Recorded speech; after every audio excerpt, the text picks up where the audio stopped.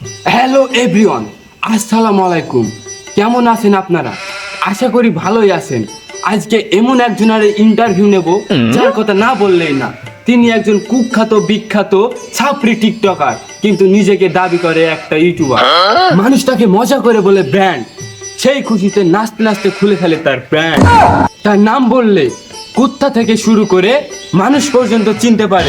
হ্যাঁ গাইস, তার নামই হলো ইনওয়ান ফায়ার হরপে পায়খানা। তো চলুন গাইস, আমি আর বক বক করবো না, কারণ আমি আর বক বক করতে পারছি না। তো যা যাক তার কাছে। সো গাইস, অনেক খোঁজাখুঁজির পরে চলে আসলাম ইনওয়ান ফায়ারের কাছে। সো দেখুন তার প্রতিভা।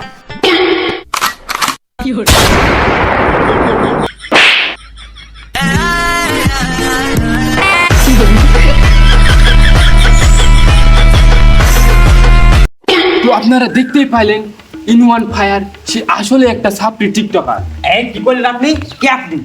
আমি সময় চ্যানেল থেকে রিপোর্টার নানা।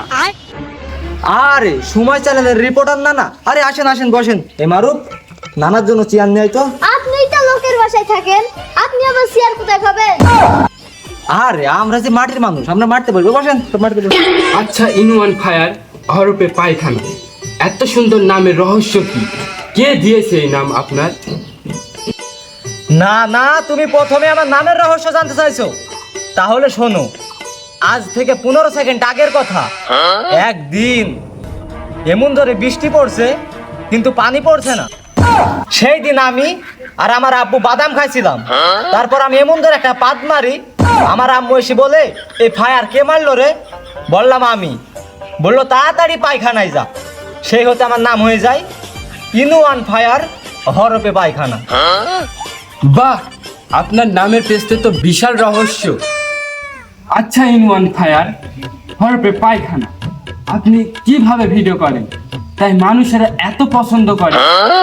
এর পিছনে রহস্য কি? না না, বলতে গেলে এটা আমার গোপন বিষয়। তারপরেও আপনাকে বলি, শুনেন। আমার কোনো মান সম্মান নাই। আমার থেকে যারা বড় ইউটিউবার, আমি তাদের পিছনে লাগি, লেগে ভিউ কামাই। তাছাড়া আমাকে তো ইউটিউবে ফেসবুকে আমাকে কেউ চুষত কিনা।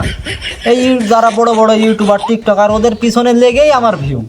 আরো তো টিকটকার ইউটিউবাররা আছে, তাদের কমেন্ট বক্সে মানুষেরা শুধু গালি দেয়। ছাপরি টিকটকার, বস্তি টিকটকার, প্রতিবন্ধী সব কিছু বলে। আর আপনার কমেন্ট বক্সে ইনু অলওয়েজ ব্র্যান্ড, ইনু অলওয়েজ ব্র্যান্ড। ওই যে বড় বড় টিকটকার ইউটিউবাররা আছে, ওদের কমেন্ট বক্সে মানুষ গালি দেয়। আসলে সব থেকে আমার থেকে বড় তার কাটা হয়েছে মানুষেরা, আমার ফ্যান ফলোয়াররা।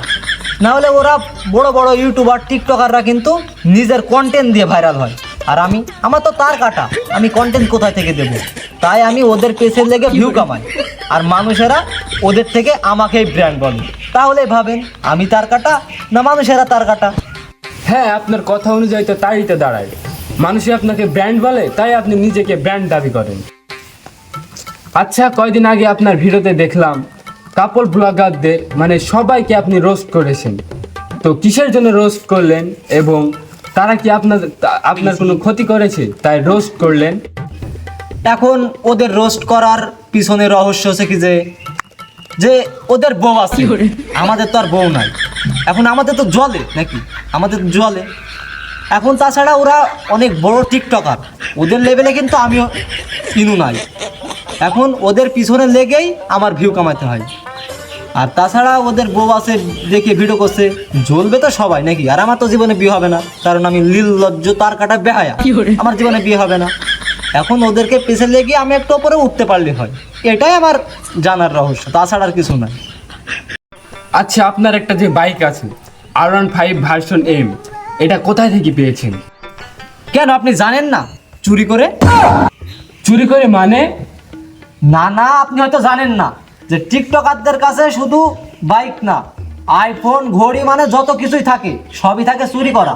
কারণ টিকটকার হয় নির্লজ্জ বেহায়া, মানে ওদের কোনো মান সম্মান নাই, এক কথা বুঝতে পারছেন তো? মানে আবার তার কাটা, আর তার ভেতরের ডিলার হয়েছে আমি। তার মানে সবার কাছে আইফোন আছে, আমার কাছে R15 আছে, কথা ক্লিয়ার। আচ্ছা, আপনি যে মিন করে সবার ভিডিও বানান, তো ওরা আপনাকে আইনত ব্যবস্থা নেয় না? না না, আমি প্রথমে ভিডিওর আগে শুরুতে লিখে দিই ভিডিওটা সম্পূর্ণ বিনোদনের জন্য, কেউ সিরিয়াসলি নেবেন না, এটাই আমার আসল ব্যাপারটা। আচ্ছা, আপনি যে এই ভিডিওর মধ্যে সব সত্যি কথা বলে দিলেন, এখন যদি ইতে আপনার ফ্যান ফলোয়ার কমে যায়? না না, ওই বিষয় নিয়ে আপনাকে চিন্তা করা লাগবে না, কারণ ওই টিপস আমার আগে হতেই আছে। যখন দেখি আমার ভিউজ কম আসছে, আমাকে একটু চুষছে না, তখনই সাথে সাথে লাইভ এসে বলি আমি আর এই বেশি দিন নাই, আমি পুরনো হয়ে গেছি, আমি মনে হয় আপনাদের কাছে পুরনো হয়ে গেছি, এই সমস্ত ইমোশনাল কথা বলে আমি আবার ভিউজটাকে নতুন করে যুক্ত করি। তো এভরিওয়ান, আপনারা তো দেখতেই পাইলেন আপনাদের ইনওয়ান ফায়ার হরপে পায়খানা তার আসল কর্মকাণ্ড। হ্যালো এভরিওয়ান, আসসালামু আলাইকুম। কেমন আছেন আপনারা? আশা করি অনেক ভালো। আলহামদুলিল্লাহ, আমি অনেক ভালো।